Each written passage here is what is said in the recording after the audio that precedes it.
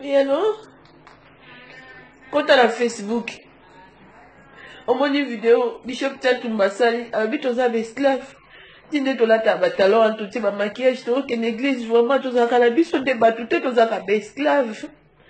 Oui, et esclave na bango, papa pasteur. Qualification mon mabé, et j'ai mon mabé vraiment, to kasane, tous à bateau malonga. Oui, parce que pour notre dette, tu as la bango, ba dîme na bango, na ba offrande na bango. Yo tala kamote. Toujours humiliation, biso bandi, mais eza humiliation mon makasi. Oui, to changer église. Oui, to ça, to biso pe to timba. Oui.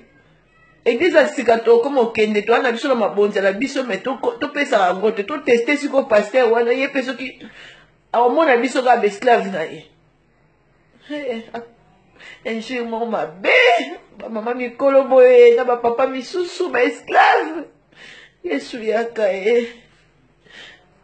Non rappelle, maintenant on est là mabonza la ngai.